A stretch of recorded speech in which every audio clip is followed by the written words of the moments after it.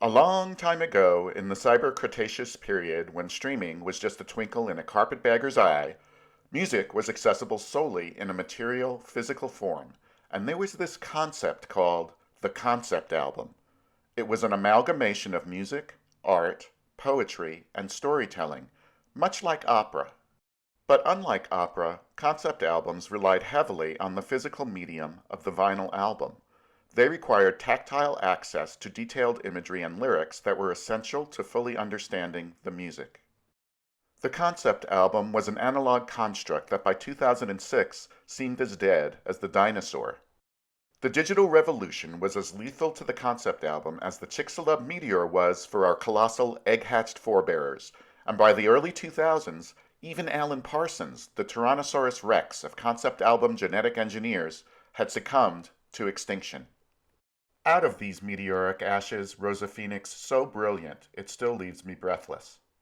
Ry Cooder's 2006 masterpiece, Chavez Ravine, the true story behind the building of Dodger Stadium, is arguably the greatest concept album ever recorded.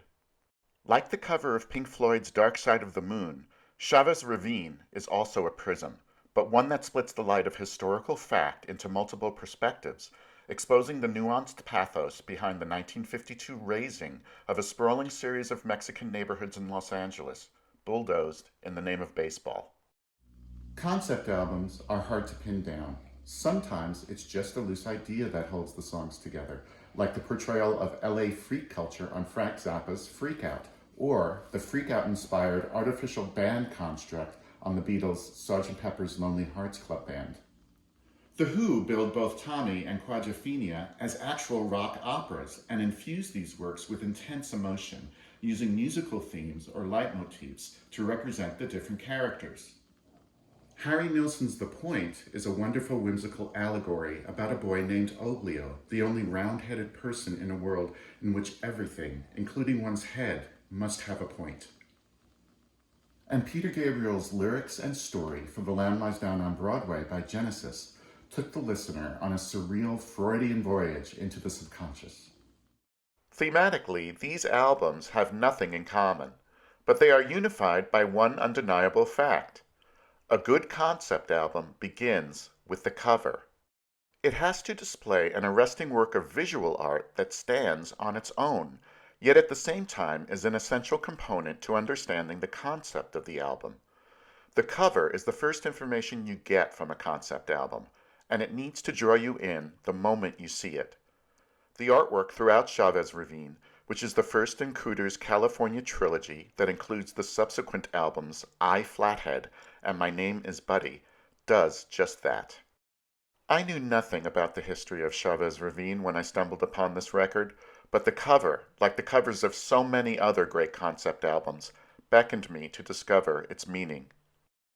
Ry Cooder is a musician's musician, a virtuoso on slide guitar and a vast array of plucked instruments who seems to be able to master just about any style of music.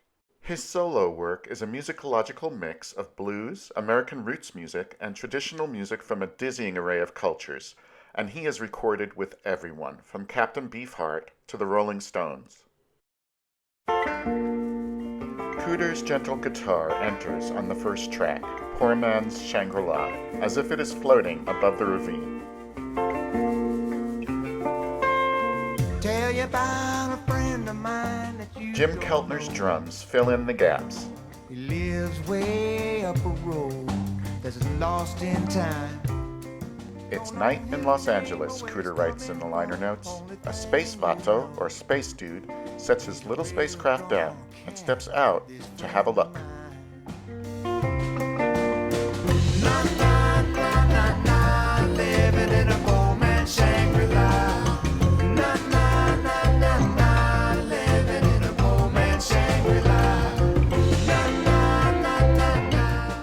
For most producers, the obvious choice would have been to tell the story of Chavez Ravine completely in Spanish, solely through the eyes of the people who live there. Instead, Cooder deftly switches back and forth between Spanish and English, and presents the people and the history of Chavez Ravine from multiple perspectives. The whimsy of Poor Man's Shangri-La is followed by Onde Calhera, Street Move, and the beauty of the music does not belie the violence of the story. In the liner notes, Cooder recounts a Saturday night in 1943 when 300 sailors from the local naval armory on Chavez Road piled into 100 cabs and went hunting for sharp-dressed pachucos on Broadway. It became known as the Zoot Suit Riots. Several were beaten, their clothes torn with razors, and no one knows definitively who paid for the cabs or who ordered the police to stand down. The fate of Chavez Ravine, writes Cooder, was sealed.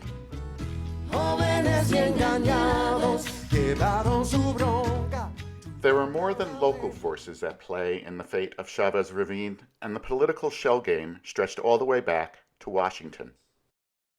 In Don't Call Me Red, Cooder conflates the UFO's red light with the red baiting that occurred when a city planner named Frank Wilkinson advocated for a public housing development for Chavez Ravine.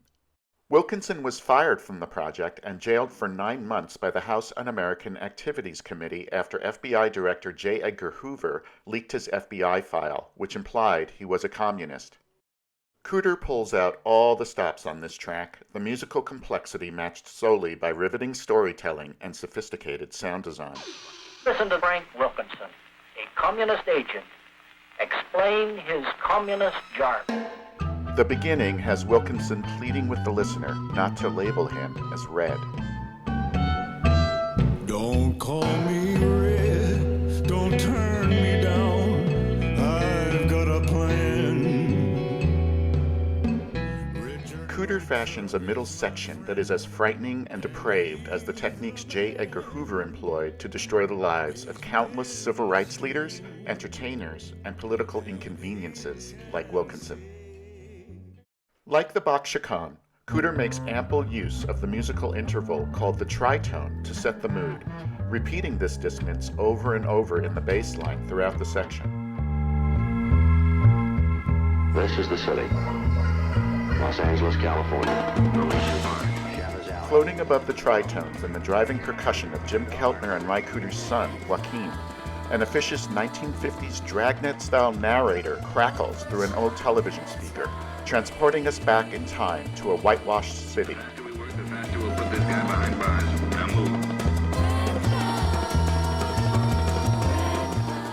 Trumpet player John Hassell, whose solos on Talking Heads' Remain in Light and Brian Eno's On Land sounded as if they were crafted on another planet, enters, acoustic and unprocessed at first.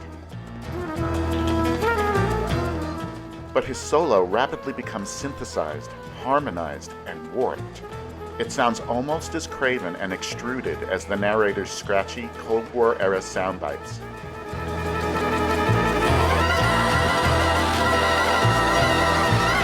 We had a dream that Los Angeles would become the first city in America free of slums.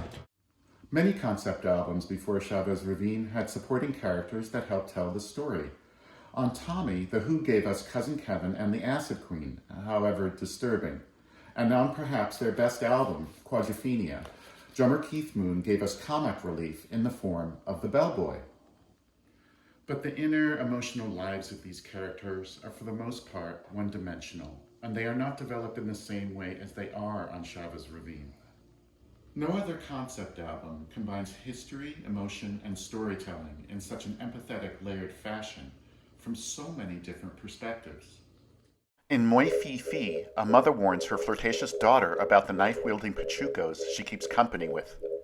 Cooder draws the listener in with dialogue between the pachucos as they arrive. Don't blast the horn, man. Just wrap them pipes. She'll know it's you.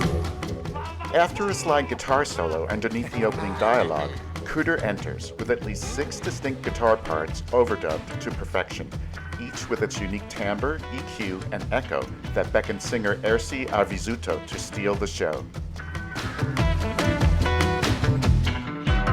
Mijita, por Dios te lo pido, no salgas con ese tipo. Traje guango, se le ve el filero, le gusta el peito y es callejero. Es muy fifi, es muy fifi. Chinito Chinito was transcribed by Cooder from a rare 1949 recording by Don Tosti and has singer Carla Comajere overdubbed to portray a pair of Chicanas heckling a change box rattling Chinese laundryman. Toca la malaca, chinito, chinito, chinito, no fluctúe más. Chinito, chinito, me lava la malopa, chinito. And on El UFO Callao, the space vato returns to Chavez Ravine with a dire warning. Juliet Comajere sings as if in a trance about a spaceship over the Palo Verde neighborhood of Chavez Ravine that fell from the sky. En Palo Verde, un UFO cayó.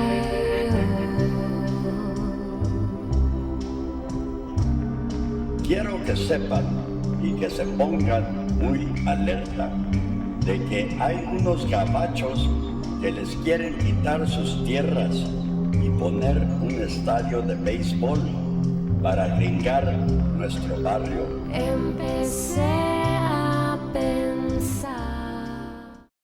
Ry Cooder's fascination with Chavez Ravine goes far beyond the boundaries of vinyl. And on the song It's Just Work for Me, his mastery of history, storytelling, and songwriting combine to make high art. Told from the perspective of a down-on-his-luck bulldozer operator hired to raise Chavez Ravine, Cooder helps us see the situation through this desperate man's eyes, and like a magician, is able to conjure empathy and give depth to a character that most other songwriters would make one-dimensional. The sparse texture from the trio of Cooder on guitar, his son Joaquim on drums, and Mike Elizondo on double bass evokes the fear and trepidation this dozer-driving man feels as rocks and bricks are thrown his way. Cooder's claustrophobic production on this track transports the listener right into the tiny compartment that is this man's world, and we can't help but see things from his perspective. Now they called out all the police. The police dragged some old lady right downstairs, hollering, "Move your ass, all you taco benders. We're gonna protect and serve you right on away from here." But you see, don't throw that brick my way, buddy, 'cause it's just work. It's just a work for me. It is easy to admire Chavez Ravine based solely on musical terms. Many of the musicians on the album appeared on the soundtrack to the movie Buena Vista Social Club, and every performer on Chavez Ravine contributes something that is wholly unique and essential to the project. But Ry Cooder's ability to tell a fascinating story from multiple perspectives with empathy for each point of view is what makes Chavez Ravine far more important than the medium it was created for. And when art is so powerful and so universal that it transcends the boundaries of its medium, it results in a sort of mass dyskinesia. Little by little, with each listen, Chavez Ravine can transport you back in time to a lost world, a place you can see, smell, taste, and long for. And that is what makes Chavez Ravine the greatest concept album of all time. There's the pitch high, it's good. There goes your old neighborhood. Let the mayor round back down. Your black get back. Better white than right, better dead than red. Better keep it contained in my town.